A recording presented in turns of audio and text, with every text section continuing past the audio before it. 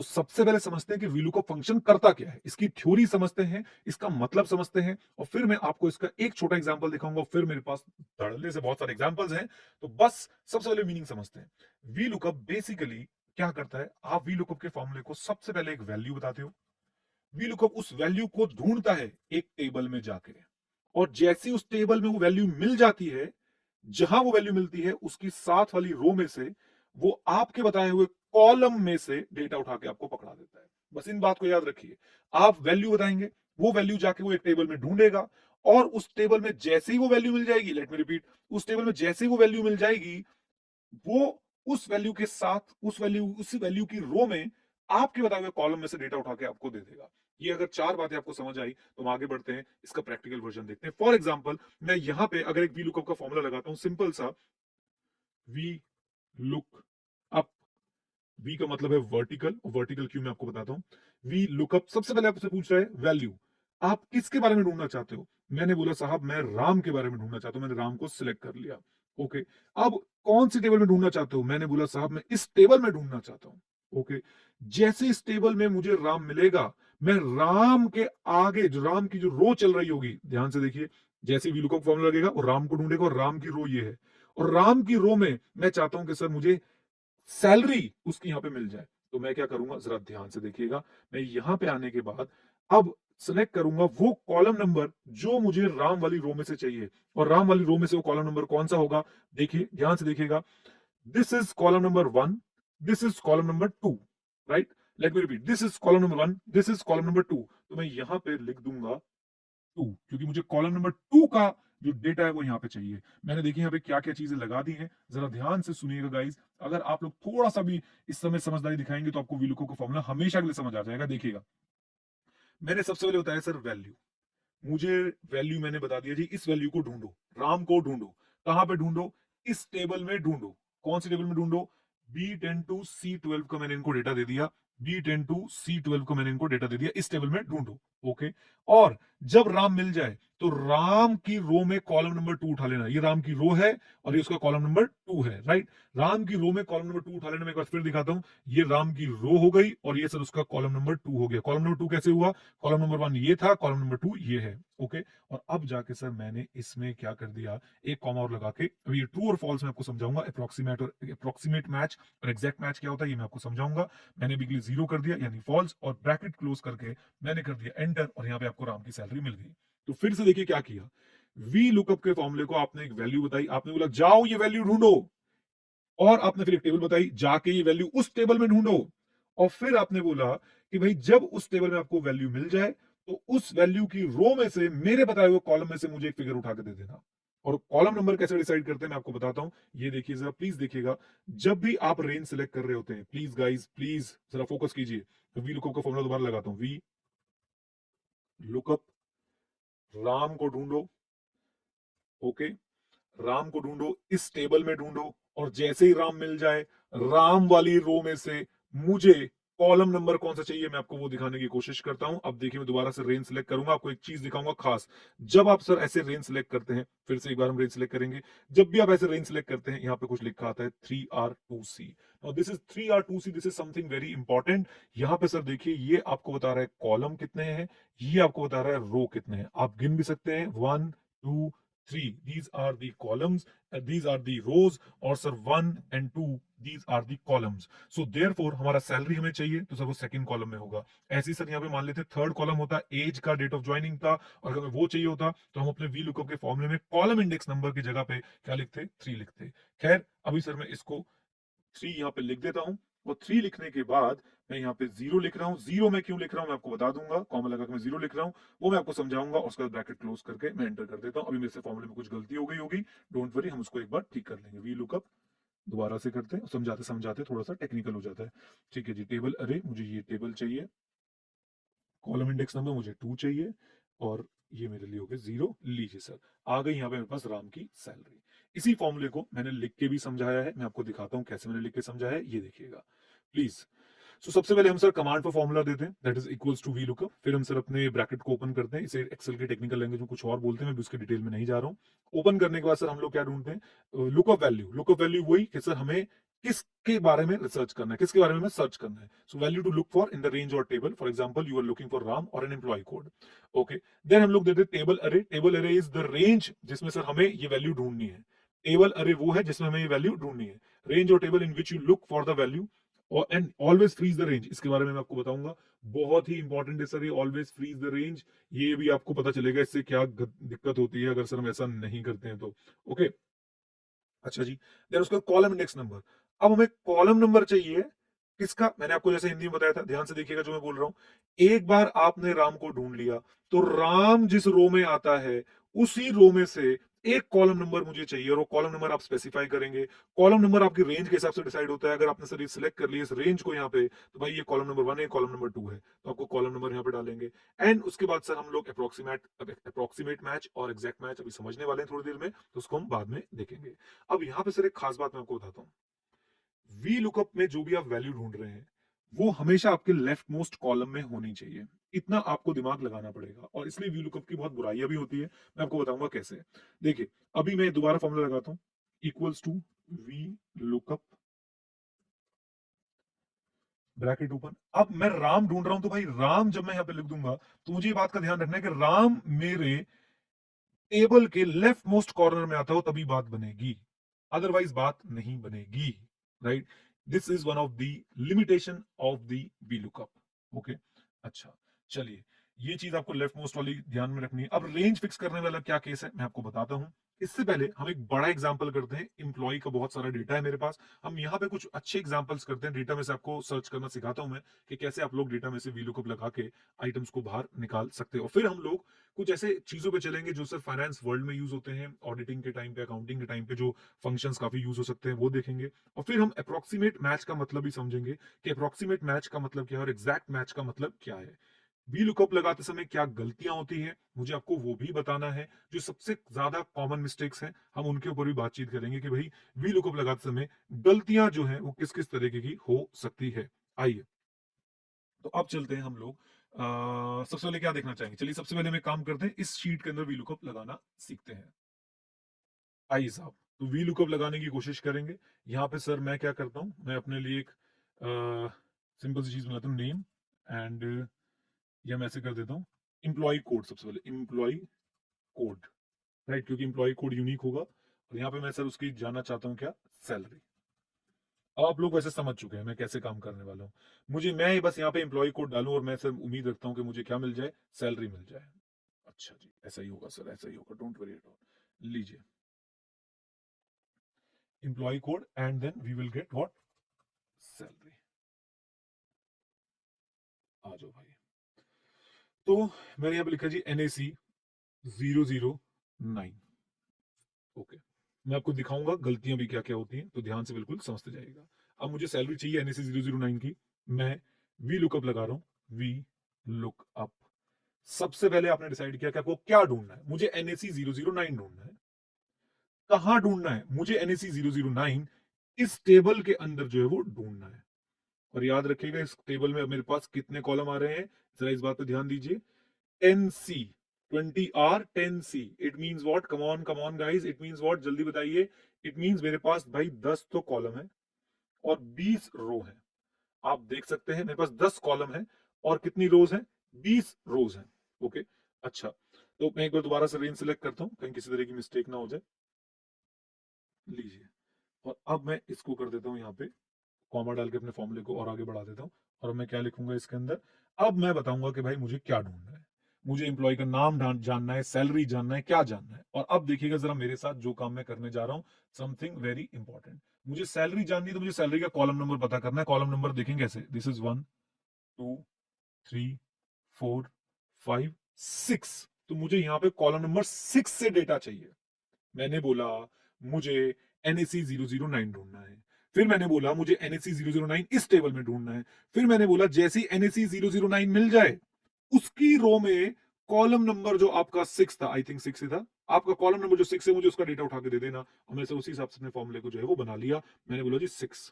तो प्लीज रुकिएगा, भी गलती हो सकती है। फिर सर जीरो लगाया मैंने। जीरो क्यों लगा रहा हूं, क्योंकि मैं चाहता हूं एग्जैक्ट मैच यानी फॉल्स, राइट। वन ट्रू के लिए 1 यूज होता है और अपना उसके लिए फॉल्स के लिए 0 यूज होता है। मैंने एंटर कर दिया 76,500 आ गया। आप चेक भी कर सकते हैं, चलते हैं एक बार NSE 009 पे। NSE 009 में सुमेश है, सुमेश की जो सैलरी 76,500 है। क्या बात है, क्या बात है, क्या बात है। अब यहाँ पे एक मैं आपको गलती भी करके दिखाऊंगा कि फॉर्मूला कॉपी करने में कैसे मिस्टेक होती है, पहले आपको यहाँ तक समझ आ जाना चाहिए, राइट। अब मैं आपको इसमें एक छोटी सी गलती करके दिखाऊंगा, खुद से गलती करके दिखाऊंगा, और फिर मैं आपको बताऊंगा वो गलती क्यों हुई। पहले आपको यहाँ तक चीजें समझ आई या नहीं आई, मुझे बताइए। बिल्कुल आई सर। चलिए, अब सर वो गलती करते हैं। आइए, तो अब मैं कह रहा हूँ जी, मुझे ना 4 एम्प्लॉयी कोड्स की और सैलरी चाहिए। मैंने यहाँ पे लिखा NSE, और मैंने यहाँ पे लिख दिया 014 की मुझे सैलरी चाहिए, और NSE 017 की मुझे सैलरी चाहिए। मैंने बोला साहब VLOOKUP का फॉर्मूला मैंने ऊपर तो लगा ही रखा है, चलो ड्रैग कर देता हूँ, देखते हैं क्या होता है, देखते हैं, मुझे नहीं पता। NSE 14 पे चलते हैं सर। NSE 14 में रोहित है, और रोहित की सैलरी, अरे क्या बात है, बिल्कुल सही उठा दी। NSE 17 की सैलरी भी सर इन्होंने बिल्कुल सही उठा दी।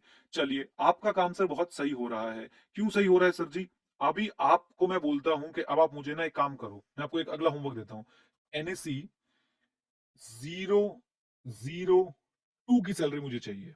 आपने बोला लो सर, अब भी क्या, अभी मैं इसको ड्रैग करता हूं, और आपने ड्रैग किया। हाय अल्लाह, मेरे सपनों के राजकुमार, ये क्या हो गया? मैं आपको बताता हूं साहब क्या हो गया। बहुत बारीकी से समझिएगा, बहुत बारीकी से। और ये सबसे कॉमन एरर है वी लुकअप लगाते समय, और इसका कारण क्या है, उसको ठीक कैसे करना है, मैं वो आपको भी समझाने वाला हूं। देखिए, 14 और 17 के पता ठीक क्यों आ गए थे, मैं आपको पहले ये दिखाता हूँ। इस फॉर्मूला पे जरा ध्यान दीजिएगा। आपने अपनी टेबल जो है वो कौन सिलेक्ट कर रखी थी, B2 से A21 तक। अच्छा जी, ठीक है जी, हम आ गए, हमने इसको कैंसिल कर दिया। इसमें आप देखिए, जैसे मैं उसके नीचे आया, आपकी टेबल कौन सी सिलेक्ट हो गई, B3 से K22 तक। यानी कि कहीं ना कहीं पे आप जब उसको ड्रैग कर रहे हैं, तो अकॉर्डिंगली सर आपकी टेबल की जो सिलेक्शन है वो भी चेंज हो रही है। अब 14 और 17 पे फर्क क्यों नहीं पड़ा था, क्योंकि 14 और 17 जब आप सिलेक्ट कर रहे थे, तो सर वो उस रेंज में फॉल कर रहे थे। मैंने जानबूझ के 9 से कम जैसे नंबर लिया, मैंने 9 से कम जैसे नंबर लिया। अब देखिए इसमें क्या होगा, इसकी रेंज क्या निकली, B5 से, जबकि मुझे ढूंढना क्या है, 002। अब भाई जब आपकी रेंज ही यहां से शुरू हो रही है B5 से, तो आपका 002 वाला पॉइंट तो यहाँ पे कवर ही नहीं हो पाया। और जब 002 वाला कवर ही नहीं हो पाया सर, उस पर वी लुकअप लग ही नहीं पाया। ताली बजा दो इसी बात पे, वहां बैठे बैठे मैंने NSE 002 ढूंढना था, और वो सर इस रेंज के अंदर कवर हो ही नहीं पाया। अब इसका तरीका क्या है, ये तो हो गई प्रॉब्लम। प्रॉब्लम ये है कि जब सर आप फॉर्मूले को ड्रैग करते हैं, तो वहां पे सर आपके जो सेल्स हैं वो अपने आप चेंज होते रहते हैं, रेंज जो है वो चेंज होते रहते हैं। आप लोग यहाँ पे नजर रखिएगा प्लीज, थोड़ी देर के लिए प्लीज यहाँ पे नजर रखिएगा। मैं आपको सेल यहाँ पे स्क्रॉल करूंगा, आपने यहाँ पे नजर बना के रखनी है, देखिएगा क्या हो रहा है। मैं जैसे ही यहाँ से सेल को नीचे लाया, देखिए रेंज में फर्क आ रहा है। M4 M5 तो ठीक है, क्योंकि वो कह रहे जी 14 को ढूंढो, 17 को ढूंढो, लेकिन अब रेंज में नजर रखिए। पहले रेंज थी B2 टू K21, ये रेंज हमें फिक्स चाहिए। लेकिन जैसे मैं नीचे आया, B3 टू K22 हो गया, B4 टू K23 हो गया। ये अच्छी बात नहीं है। अब इसको फिक्स करने का एक तरीका है, एब्सोल्यूट बनाने का इसको एक तरीका है, और ये सर तरीका है एकदम प्रो वाला। यहाँ पे आके आपने F4 प्रेस कर देना है, आपका सर यहाँ पे रेंज जो है वो फिक्स हो जाएगा इस तरीके से। देखिए क्या काम की बात हुई। अब सर आपको कोई दिक्कत की बात नहीं है, एक बार आपने ये करा, आपकी सर 009 की सैलरी ठीक है, फॉर्मूला नीचे लाइए, ड्रैग कीजिए, अब आपकी सबकी सैलरी बिल्कुल ठीक निकलेगी।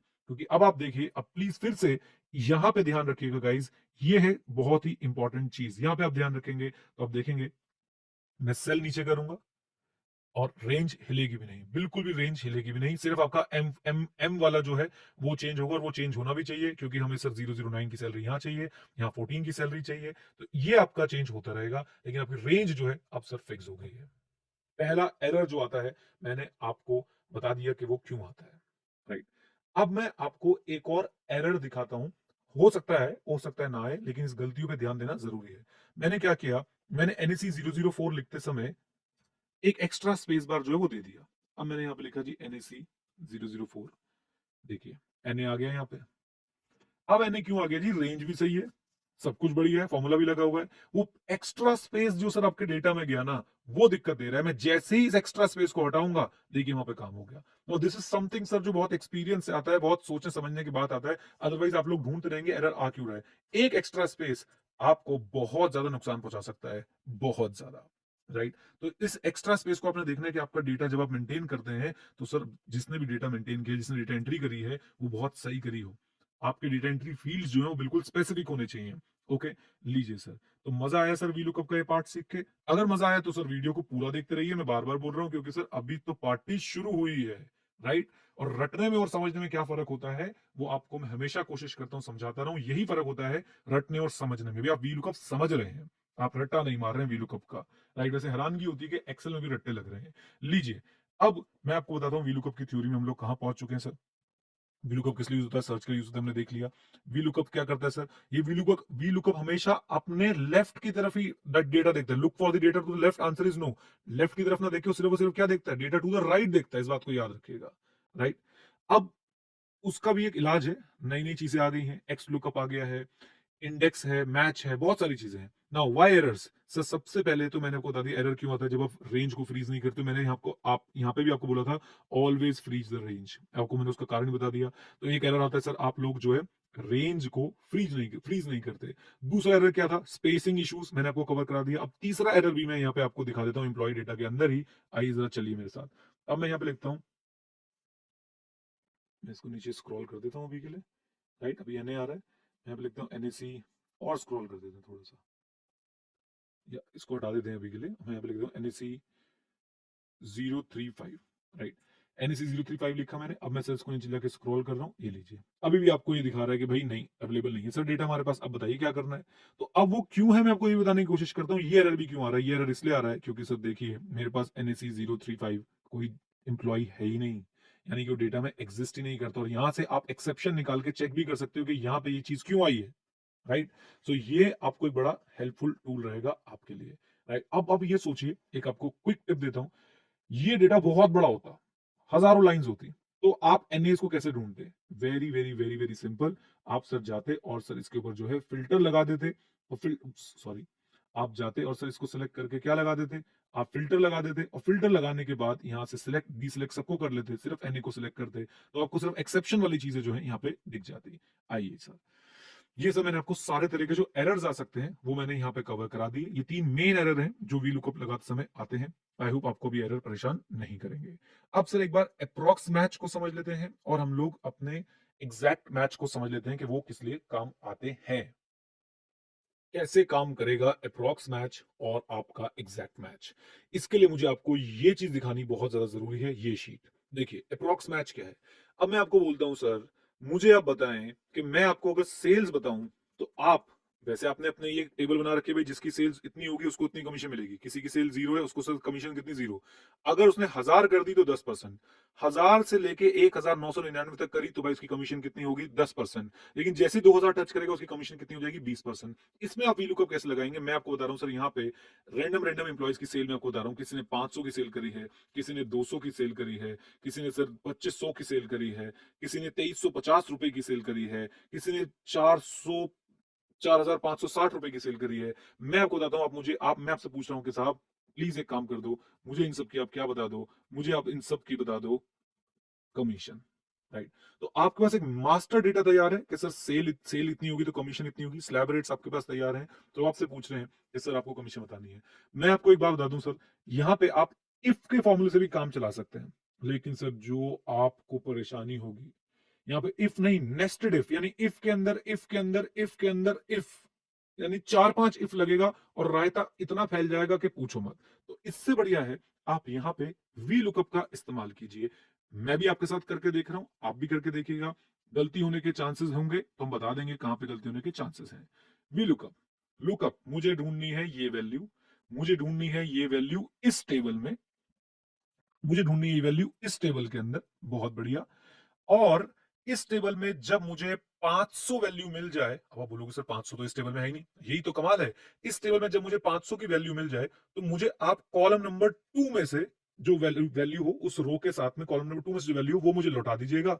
लेकिन इस बार मैं चाहता हूं सर अप्रोक्सीमेट मैच हो, क्योंकि एग्जैक्ट 500 तो है नहीं, एग्जैक्ट 500 तो है ही नहीं ना। इसलिए इस बार मैं चाहता हूं कि अप्रोक्सीमेट मैच बने, कि 500 किस रेंज में आ रहा है मुझे बस वो पता चल जाए। तो मैंने बोला ठीक है साहब, तो इस बार मैं क्या करूंगा, मैं वन का यूज करूंगा। वन का मतलब होता है ट्रू, ट्रू का मतलब यहाँ पे अप्रोक्सीमेट मैच। और अब देखिए मेरी कमीशन कितनी बनी? 0, क्योंकि भाई अगर 1000 से नीचे हूं तो मेरी कमीशन 0 रहेगी। अब मैं इसको ड्रैग कर रहा हूं, रोको मुझे रोको, ड्रैग करने मैंने गलती करी है।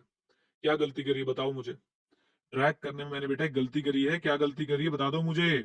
मैंने ये गलती करी है मित्रों कि भाइयों, मैंने रेंज को फ्रीज नहीं किया। तो सबसे पहले मैं इस फॉर्मूले के अंदर जाऊंगा और सर मैं यहाँ पे जाने के बाद F4 दबाऊंगा। F4 दबाने के बाद मेरी सर रेंज जो है वो फ्रीज हो जाएगी। मैं पूरे को सिलेक्ट करके एक बार मैं F4 दबाऊंगा तो एक बार में सर फ्रीज हो जाएगी। और अब मैं फॉर्मूला जो है नीचे ड्रैग करने वाला हूं। देखिए क्या कमाल की बात निकली है सर। आपको धनाधन धनाधन धनाधन कमीशन निकल गई है। ये 4560 वाला जो है, नहीं बिल्कुल सही कहा रहा है, कोई दिक्कत की बात नहीं सर। 2000 से लेके 4999 तक मेरे को 20% की कमीशन मिलेगी। मैं और लिख देता हूँ, 5670 रुपए की सेल है। आए गजब गजब। 30% की सर आपकी जो है कमीशन बनती है। ये होता है सर अप्रोक्सीमेट मैच। जब आप बोलते हैं एग्जैक्ट मैच का मतलब है सर जी, जो आपने वैल्यू सर्च करी है एग्जैक्टली वही वैल्यू जब इस टेबल में मिलेगी तो मैं आपको जो है यहां पे कुछ रिटर्न में दूंगा। और अप्रोक्सीमेट मैच होता है कि सर जो वैल्यू आपने इस टेबल में सर्च करी है वो उसके जो सबसे नियर बाय मुझे वैल्यू मिलने वाली है, मतलब उससे जो मुझे रेंज यहां पे फिक्स कर रखी है, जैसे 1000 की 10 रखी है तो 1000 से नीचे वाली से सारी वैल्यू जीरो में फॉल करती है, बात खत्म। राइट। यहाँ 2000 है तो 2000 से नीचे वाली और 1000 तक की सारी वैल्यू सर 1000 में फॉल करती है। Right. This is approximate match. Exact match जब आप लगाते हैं तो आपको ध्यान रखना है सर, एग्जैक्ट मैच आपको ऐसी जगहों पे यूज करना होता है। अब आपको मैं एक और एग्जांपल देता हूं। फॉर एग्जांपल, आपने ग्रेडिंग सिस्टम में मार्क्स देने, किसे मार्क्स देने, कम ऑन। सेकंड एग्जांपल हो सकता है ग्रेडिंग सिस्टम। राइट। आपने बोला सर जिसके 0 मार्क्स हैं आप उसे ई ग्रेड देना चाहते हो। राइट। फिर आपने बोला सर जिसके 33 मार्क्स आ गए आप उसको डी ग्रेड देना चाहते हो। अब क्या है, किसी के 0 से 33 के बीच में भी तो हो सकते हैं, उसको कौन सा ग्रेड मिलेगा सर जी, उसको ई ग्रेड ही मिलेगा। यानी 33 से नीचे नीचे वालों को क्या मिलेगा, ई ग्रेड। और यहाँ पे भी सर हम लोग क्या यूज करने वाले हैं, यहाँ पे सर हम लोग यूज करने वाले हैं वी लुकअप का अप्रॉक्स मैच। एग्जैक्ट मैच इस तरह के डेटा में हम लोग सर यूज करते हैं। ये यहाँ पे क्यों हट गया था मुझे पता नहीं चला था, कुछ रेंज वेंज का पंगा होगा। हाँ, ये एनएससी 35 एग्जिस्टिंग करता था। ओके। सो एग्जैक्ट मैच और अप्रोक्सीमेट मैच में उम्मीद करता हूँ आपको समझ आया।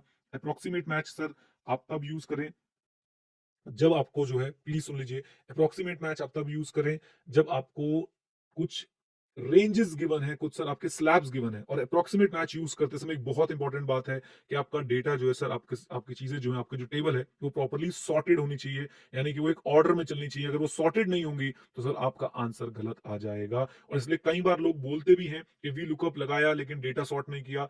अगर आप सर एग्जैक्ट मैच कर रहे हो, यहाँ पे मैं लिख भी देता हूं आपके लिए, exact match, no sorting is required, but if you are doing approx match,